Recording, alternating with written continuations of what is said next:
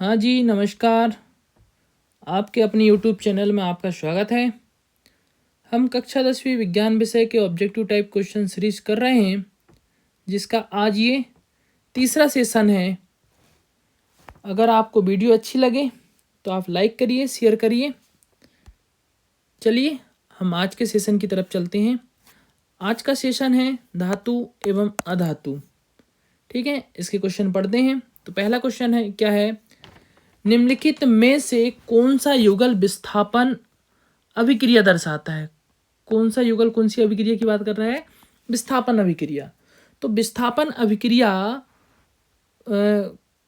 को हल करने के लिए आपको विद्युत रासायनिक श्रेणी ज्ञात होना चाहिए। विद्युत रासायनिक श्रेणी क्या होती है? देखिए, ये जो श्रेणी है ये है विद्युत रासायनिक श्रेणी। इसमें देखिएगा, सबसे पहला तत्व जो है वो क्या है? इसमें लिथियम है। लिथियम मतलब सबसे क्रियाशील तत्व है। ये किसी से विस्थापित नहीं होगा। ये जितने भी तत्व आपको स्क्रीन में दिख रहे हैं ये किसी से विस्थापित नहीं होगा। सबसे अधिक क्रियाशील कौन है यहाँ पर? लिथियम। ठीक है, चलिए क्वेश्चन की तरफ चलते हैं। इसका पहला ऑब्जेक्टिव NaCl विलयन कॉपर धातु में से विस्थापित हो जाएगा। तो ये बोल रहा है पहला NaCl जो होगा किसके द्वारा विस्थापित करने के लिए बोल रहा है? कॉपर के द्वारा। तो आप यहाँ मेरे को बताइए Na कितने नंबर में आ रहा है? Na सोडियम यहाँ पर आ रहा है 6 नंबर में, तो मैं यहाँ लिख लेता हूँ 6। कॉपर कितने नंबर में आ रहा है? Cu ये आ रहा है 19 नंबर में, तो यहाँ मैं लिख लेता हूँ 19 पहला। ठीक है, ये हल होता है। मतलब ये जो है 6 वाला ज़्यादा क्रियाशील होगा और 19 वाला कम क्रियाशील होगा। तो ये 19 वाला 6 वाले को विस्थापित कर पाएगा? नहीं कर पाएगा। तो आपका पहला ऑप्शन क्या हुआ? गलत हुआ। दूसरे ऑप्शन की तरफ चलते हैं, MgCl2। ठीक है, यहाँ लिखते हैं हम MgCl2 किसके द्वारा अपचयित होने की बात कर रहा है? ये एल्यूमिनियम द्वारा। तो Mg कितने में आ रहा है? Mg आ रहा आपका 7 में। एल्यूमिनियम कितने नंबर में आ रहा है? 8 में। तो ये 7 वाले को अपचयित कर पाएगा कि 8वां वाला? नहीं कर पाएगा, इसलिए ये सेकंड ऑप्शन भी आपका गलत हुआ। थर्ड ऑप्शन की तरफ चलते हैं। क्या है आपका थर्ड ऑप्शन? FeSO4 जो होगा सिल्वर धातु को क्या कर देगा? ये अपचयित कर देगा। सिल्वर मतलब Ag। Fe कितने नंबर में आ रहा है ये बताइए? Fe जो है वो 13वें नंबर में आ रहा है और Ag जो है वो कितने नंबर में आ रहा है? 21। ये 13 में और ये कितने में आ रहा है? 21 में। तो ये 21 वाला 13 को अपचयित कर देगा? नहीं कर पाएगा, क्योंकि ये ज़्यादा क्रियाशील है। अगला देखिएगा, AgNO3 किसके द्वारा अपचयित हो रहा है? ये कॉपर। तो AgNO3 और कॉपर की बात हो रही। Ag कितने नंबर में आ रहा है? Ag आ रहा है 21 में और कॉपर जो है वो कितने में आ रहा है? 29 में। तो हो जाए 19 में, सॉरी कितने में? 19 में। तो बिल्कुल हो जाएगा। 21 वाला पहले आ रहा है और 19 वाला बाद में, तो इसको ये क्या कर देगा? अपचयित कर देगा। तो आपका ऑप्शन क्या हुआ? डी इज करेक्ट हुआ।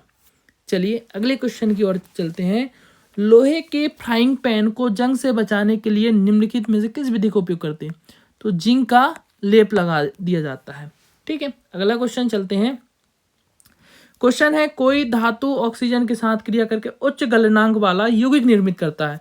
तो उच्च गलनांक वाला जो यौगिक होते हैं इनकी प्रकृति कैसी होती है? सबसे पहले ये पता होना चाहिए कि उच्च गलनांक वाले जो यौगिक होते हैं इनकी जो प्रकृति होती है वो कैसी होती है? आयनिक होती है। ठीक है, अब आवर्त सारणी में समूह 1 और समूह 2 वाले तत्व इससे क्या होते हैं? संबंधित होते हैं। तो यहाँ पर देखो जरा, कैल्शियम जो है वो S ब्लॉक का एलिमेंट है और कहाँ का है? ये देखिए, ये 20। ठीक है, ये ठीक है भाई। तो ये ऑप्शन ए करेक्ट हो गया यहाँ पर। ठीक है, बाकी जो है कार्बन जो है वो D ब्लॉक का एलिमेंट, P ब्लॉक का एलिमेंट है। ठीक है, आगे चलते हैं। खाद्य पदार्थों के डिब्बे पर जिंक की बजाय टीन का लेप होता है, क्यों? तो इसमें वही विस्थापन वाली बात है। देखो यहाँ पर क्या हो जाएगा? टीन। ठीक है, टीन। और यहाँ हो रहा है जिंक। जिंक जो होगा टिन की अपेक्षा जिंक जो होगा वो कैसा होगा, ज़्यादा क्रियाशील होगा।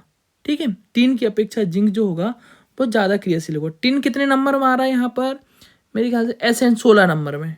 टिन जो होता है एस एन टिन कितने नंबर में आ रहा है, 16। ठीक है, और किसकी बात हो रही है, जिंक। जिंक कितने नंबर में आ रहा है, जिंक जिंक जिंक 10 में। जिंक कितने में आ रहा है, 10 में। तो ये जो है ये पहले आ रहा, मतलब ये 16 वाले को क्या कर देगा, अपचयित कर देगा, मतलब ये ज़्यादा क्रियाशील है। जेड एन जो है वो टीन की अपेक्षा कैसा है, अधिक क्रियाशील है। तो इसका ये करेक्ट आंसर होगा सी। ठीक है, निम्नलिखित में से कौन सा गुण प्राय धातु द्वारा प्रदर्शित नहीं होता है। धातु जो होते हैं विद्युत के कुचालक होते हैं, ऊष्मा और विद्युत के कुचालक होते हैं, करेक्ट। धातुओं में ध्वनिक का गुण होता है, मतलब इसको अगर पीटे धातु को तो ये ध्वनि उत्पन्न करते हैं।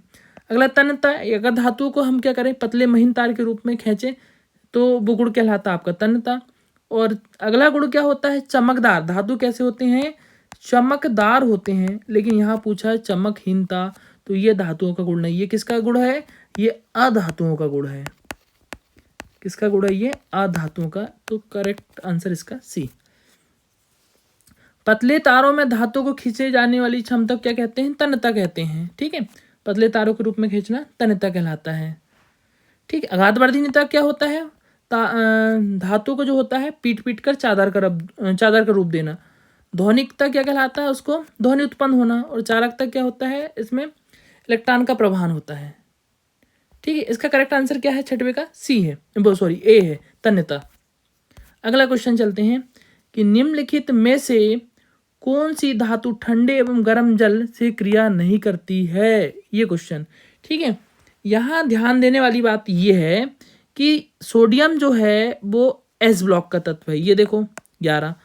कैल्शियम जो है वो भी एस ब्लॉक का तत्व है। मैग्नीशियम जो है Mg, ये भी काहे का तत्व है, ये भी एस ब्लॉक एलिमेंट। लेकिन एफ जो है वो संक्रमण तत्व है, एफ ही। ठीक है, ये 26वें नंबर में, ये कौन सा तत्व है, संक्रमण तत्व है। तो ये जो होगा ये ठंडे और गर्म जल से कोई क्रिया नहीं करता है। ठीक है, तो इसका करेक्ट आंसर क्या हुआ, डी हुआ। अगला क्वेश्चन चलते हैं हम, आयरन मतलब लोहा फिर से आया। ठीक है, ये लोहा लिखे हमने। भाप की लंबे समय तक अभिक्रिया पर, ठीक है, भाप मतलब ये जल से क्रिया करेगा, गर्म जल से, ये हो जाएगा 4H। ये क्रिया करेगा, ये क्या बनाएगा, फेरस ऑक्साइड बनाता है, ये O4 और यहाँ 4H2O, ये बनाया भाई। और ये ऑप्शन आपका कहाँ है, सी। ठीक है, अगला चलिए कि धातुएं समानतः अम्लों से क्रिया करके लवण और हाइड्रोजन गैस देती हैं। ये धातुओं का पहला रासायनिक गुण यही होता है कि धातुएं जो होते हैं अम्लों से क्रिया करके, धातुएं जो होती हैं अम्लों से क्रिया करके लवण और क्या बनाती हैं, हाइड्रोजन गैस देती हैं। फिर आगे क्वेश्चन ने बोला कि निम्नलिखित में से कौन सा धातु मैग्नीज और मैग्नीशियम के अतिरिक्त से अभिक्रिया कर हाइड्रोजन गैस नहीं देता है, तो वो आपका है नाइट्रिक अम्ल HNO3। HNO3 जो होता है एक ऐसा अम्ल है जो धातुओं से क्रिया करके हाइड्रोजन गैस नहीं देता है, बल्कि ये क्या बनाता है, जल बनाता है। क्या बनाता है, जल बनाता है। ठीक है, अगला क्वेश्चन देखेंगे, अम्लराज क्या होता है। अम्लराज में सबसे बड़ी पहचान, दोनों में सांद्र होते हैं। HCl भी सांद्र होता है और HNO3 भी क्या होता है, सांद्र होता है। HCl 3 होता है, 3 भाग होता है, और नाइट्रिक अम्ल जो होता है वो 1 भाग होता है। तो ये ऑप्शन बी करेक्ट। अगला देखिएगा क्वेश्चन नंबर 11, वायु में अधिक समय तक खुला छोड़ देने पर चांदी जो होता है, सिल्वर नाइट्रेट, चांदी की वस्तु काली पड़ जाती है। ठीक है, तो हमने संक्षारण पढ़ा था। संक्षारण क्या होता है कि धातुएं वायुमंडल में उपस्थित नमी, oxygen, carbon dioxide, oxygen, carbon dioxide, nitrogen dioxide और हाइड्रोजन सल्फाइड आदि गैसों से क्रिया करके अवांछनीय यौगिकों की क्या बना लेता है, धातु के ऊपर एक पतली सतह बन जाती है। जिससे धातु की ऊपरी सतह क्या हो जाती है, खराब हो जाती है, जिसे हम क्या बोलते हैं, संचरण बोलते हैं। तो ये किसकी बात कर रहा है, चांदी की बात कर रहा है। तो चांदी क्या हो गया आपका Ag, ये क्रिया करेगा हाइड्रोजन सल्फाइड से H2S। तो ये क्या बनाता है आपका, सिल्वर सल्फाइड बनाया और हाइड्रोजन गैस क्या हो जाती है यहाँ से रिलीज हो जाती है। ठीक है, ये हुआ आपका आंसर। ठीक है ना, और इसको अगर बैलेंस ही कंप्लीट करें तो यहाँ हो जाएगा 2 और यहाँ हो जाएगा H2S H2S। तो इसका आंसर क्या है, सिल्वर सल्फाइड। ठीक है, आगे चले। यश दलेपन या इसको बोलते हैं हम गैल्वेनीकरण में लोहे पर किसकी परत चढ़ाई जाती है, तो इसको जंग से बचाने के लिए, जंग चढ़ने से बचाने के लिए, मतलब संक्षरण होने से बचाने के लिए करा जाता है, जिंक की परत चढ़ाई जाती है इस पर। हमारे जीवन के लिए स्टेनलेस स्टील एक उपयोगी पदार्थ है। स्टेनलेस स्टील आयरन को किन के साथ मिश्रित किया जाता है, तो ये होता है, स्टेनलेस स्टील की बात कर रहा है, तो स्टेनलेस स्टील में होता है स्टेनलेस स्टील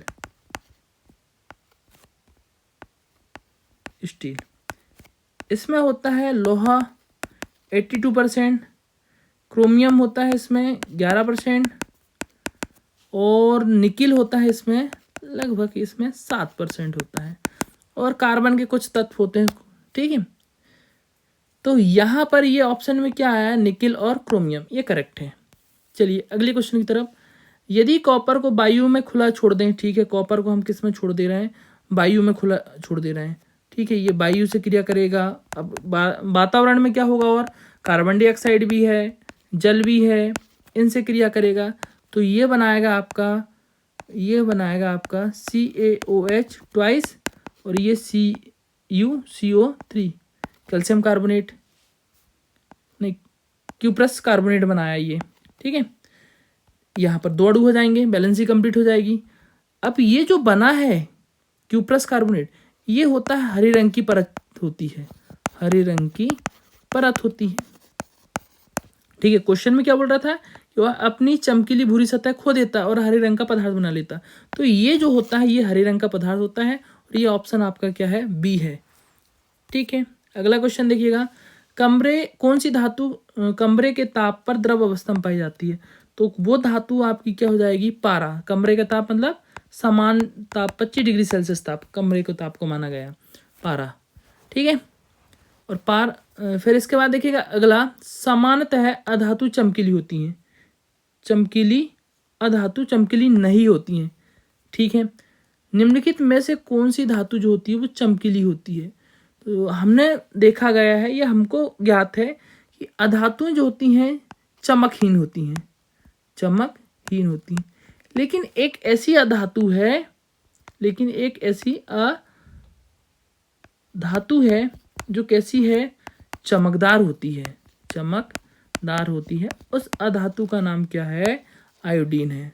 आयोडीन जो होती है वो कैसी होती है, वो चमकदार होती है। अगला देखिएगा, निम्नलिखित 4 धातुओं में से कौन सी उनके लवण के विलयन से अन्य तीनों धातु द्वारा क्या हो जाती हैं, विस्थापित हो जाती हैं। ठीक है, सिंपल सा, हमने देखे थे विद्युत रासायनिक श्रेणी देखा था हमने।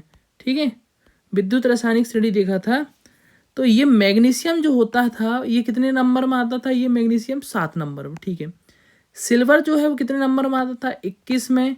जिंक जो है वो 10 नंबर में आता था, और कॉपर जो है वो 19 नंबर में आता था। ये पता है ना, ये सक्रियता श्रेणी का क्रम। ठीक है, अब इसमें आप जानते हैं जो सबसे ज़्यादा क्या होगा, नंबर होगा, वो सबसे कम क्या होगा, क्रियाशील होगा। ठीक है, तो ये क्या हो जाएगा, यहीं पर उनके लवण के विलयन से अन्य तीनों धातु द्वारा विस्थापित की जा सकती हैं, तीनों धातु द्वारा क्या हो जाती है, विस्थापित हो जाती है। ये तो इसका करेक्ट आंसर क्या हो जाएगा, एजिस। तीनों धातु द्वारा ये क्या हो जाएगी, विस्थापित हो जाएगी। ये मैग्नीशियम द्वारा भी विस्थापित हो जाएगा, और जिंक द्वारा भी विस्थापित हो जाएगा, और ये कॉपर द्वारा भी क्या हो जाएगा, विस्थापित हो जाएगा। ठीक है, अब ये तीनों में से कौन सी विस्थापित नहीं होगी, तो ये तीनों में से ये जो है मैग्नीशियम विस्थापित नहीं होगी, क्योंकि इनमें से सबसे ज़्यादा ये क्रियाशील है। ठीक है, अगला क्वेश्चन चलते हैं। एक मिश्र धातु है, तो मिश्र धातु जो होती है वो एक समांगी मिश्रण होती है ना, क्योंकि हम पढ़ते हैं कि दो या दो से अधिक धातुओं का समांगी मिश्रण क्या होता है, मिश्र धातु होता है।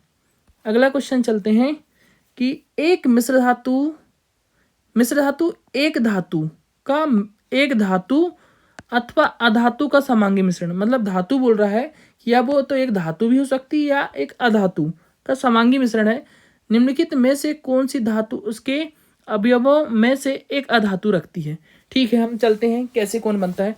पीतल, आपको पता है पीतल कैसा बनता है, तांबा और किसका मिश्रण है, जस्ते का। ठीक है, तांबा और जस्ता। इसमें जस्ता होता है 25% और तांबा होता है इसमें कितना, 75%। कांसा जो होता है वो तांबा और टीन का मिश्रण है, तांबा और टीन का मिश्रण, टिन का मिश्रण है। इसमें वही होता है 25 और 75। ठीक है, अमलगम जो होता है पारा और अन्य धातुओं का क्या होता है, मिश्रण है। इसमें पॉइंट नोट करने वाली जो बात होती है कि अमलगम में सब ये तो होती अन्य सभी धातु, लेकिन किसको छोड़कर, लोहे को छोड़कर, किसको छोड़कर, लोहे को छोड़कर। अगला देखिएगा स्टील, स्टेनलेस स्टील की बात हो रही। यहाँ पर क्या होगा, लोहा होगा, क्रोमियम होगा, निकिल होगा और एक और होता है कार्बन की कुछ मात्रा होती है, कार्बन की कुछ मात्रा होती है स्टेनलेस स्टील में। और क्वेश्चन में यही पूछा था आपसे कि मिश्र धातु उसके अवयव में से एक अधातु रखती है, तो कार्बन कैसा है, एक अधातु, कार्बन कैसा है, अधातु। तो ऑप्शन आपका कौन सा आएगा, डी इज करेक्ट आएगा। क्वेश्चन नंबर 20 क्या बोल रहा है कि निम्नलिखित में से कौन सी मिश्र धातु में मरकरी उसके एक अवयव के रूप में होता है। स्टेनलेस स्टील हमने देखा अभी, लोहा होता है, निकिल होता है, क्रोमियम होता है और कार्बन की कुछ मात्रा होती है। ठीक है, अगला देखिएगा एल निको। एल निको के बारे में हम पढ़ता है, थोड़ा सा पढ़ते हैं। एल निको, अल निको भी बोलते हैं कुछ कुछ पुस्तकों में इसका। ठीक है, ये जो होता है लोहे मिश्र धातु का ही एक परिवार है, लोहे मिश्र धातु का ये क्या है, परिवार है, फैमिली है ये। ठीक है, फिर ये लोहे के अलावा इसमें क्या क्या होता है, एल्युमिनियम होता है, निकिल होता है और कोबाल्ट होता है। तो इसको देखिएगा, अल, एल्युमिनियम को लिखे हमने अल, निकिल नी और कोबाल्ट को लिखे को। ठीक है, तो क्या हो गया, अल नी को। ठीक है, अल नी को। ठीक है, एक साथ प्रोनाउंसिएशन करेंगे तो एल निको बोला जाता है इसको। ठीक है, इसका जो एल निको जो मिश्र धातु होती है ये फेरोमैग्नेटिक होती है। ये कैसी होती है, फेरोमैग्नेटिक होती है, फेरोमैग्नेटिक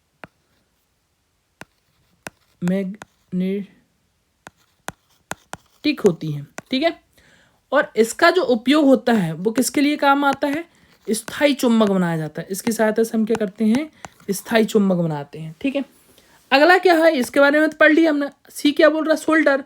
सोल्डर जो होता है सीसा और टीन की मिश्र धातु है। ठीक है, अगला जिंक अमलगम पूछ रहा है, तो जिंक में अमलगम में जिंक हो जाएगा और अमलगम मतलब Hg हो जाएगा और अन्य धातु Hg और अन्य धातु किसको छोड़कर, केवल Fe को छोड़कर। ठीक है, ये हुआ। तो क्वेश्चन में क्या बोला था कि निम्नलिखित में से कौन सी मिश्र धातु मरकरी उसके एक अवयव के रूप में होता है। तो यहाँ मरकरी आया आपका जिंक अमलगम में, तो यह आपका करेक्ट हुआ। चलिए अगला क्वेश्चन क्या बोल रहा है कि धातुएं समानतः क्षारीय ऑक्साइड बनाती हैं। बिल्कुल ठीक है, निम्नलिखित में से कौन सी धातु एक उभयकर्मी ऑक्साइड बनाती है। अब यहाँ पर देखिएगा, ये सोडियम है, ये ऑक्सीजन से क्रिया करेगा तो ये क्या बनाएगा, Na2O बनाएगा। ठीक है, ऐसे यहाँ पर कैल्शियम है, ये ऑक्सीजन से क्रिया करेगा तो क्या बनाएगा, CaO बनाएगा। फिर ये देखिएगा कॉपर है, ठीक है, कॉपर, ये क्या बनाएगा, क्यूप्रस ऑक्साइड बनाएगा। ऐसी एल्युमिनियम है, ये एल्युमिनियम 13, ये एल्युमिनियम जो है Al2O3 एल्युमिनियम ऑक्साइड बनाएगा। यहाँ पर ये जो होगा वो क्षारीय होगा, क्योंकि समूह उभयकर्मी ऑक्साइड, सबसे पहले उभयकर्मी ऑक्साइड क्या होते हैं वो पता होना चाहिए। उभयकर्मी ऑक्साइड जो होते हैं अम्ल तथा क्षार दोनों के समान क्या करते हैं, व्यवहार करते हैं। इसमें किसके समान, अम्ल और क्षार दोनों के समान क्या करते हैं, व्यवहार करते हैं। क्या कहलाते हैं, उभयकर्मी ऑक्साइड कहलाते हैं। अब यहां पर देखिएगा, ये तो होगा क्योंकि समूह 1 और 2 की धातु होती, क्षार धातु और क्षारीय मृदा धातु होती हैं। तो सोडियम जो है वो समूह 1 की धातु है, तो ये कैसा होगा, क्षारीय होगा। कैल्शियम भी समूह 2 की धातु, ये भी क्षारीय होगा। ये और ये क्यूप्रस ऑक्साइड ये भी क्षारीय होगा। लेकिन एल्युमिनियम ऑक्साइड जो होगा वो कैसा होगा, उभयधर्मी ऑक्साइड होगा या उभयकर्मी ऑक्साइड होगा। ठीक है, एक कारण तो ये हुआ। दूसरा कारण ये हो सकता है कि एल्युमिनियम जो है वो कैसा है, सेमी मेटल है। कौन सा मेटल है, सेमी मेटल उपधातु है। ये सेमी मेटल मतलब ये उपधातु है, ये भी कारण हो सकता है। तो इसका आंसर आएगा सी। अगला क्या है, अधातुएं समानतः विद्युत, अधातु जो होती है विद्युत की क्या होती हैं, कुचालक होती हैं। तो निम्नलिखित में से कौन अधातु जो होती है विद्युत की सुचालक है, ये क्वेश्चन पूछ रहा है। तो वो है ग्रेफाइट, क्योंकि ग्रेफाइट जो होता है डेलोक्लाइज्ड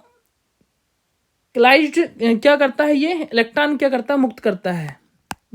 डेलोक्लाइज्ड,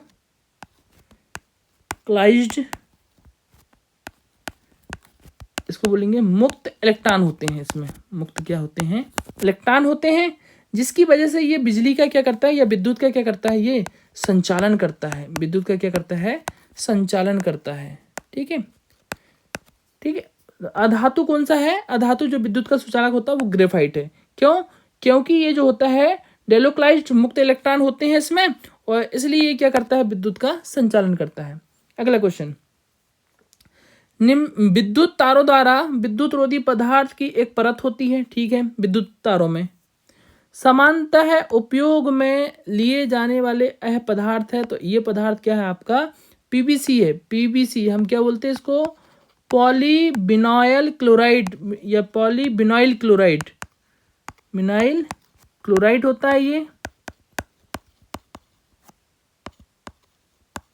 ठीक है, ये एक प्रकार का क्या है, प्लास्टिक है। ये एक प्रकार का क्या होता है, प्लास्टिक होता है। और ये कैसा होता है, अक्रिस्टलीय पदार्थ होता है। ये होता है अक्रिस्टलीय पदार्थ होता है, और ऊष्मा और अन्य रासायनिक पदार्थों का इस पर कोई प्रभाव नहीं होता है। ऊष्मा और अन्य रासायनिक पदार्थों का कोई प्रभाव नहीं होता है। और इसकी प्रकृति कैसी होती है, इसकी प्रकृति कठोर होती है। ठीक है, इतनी सारी जानकारी यहाँ पर पता होनी चाहिए।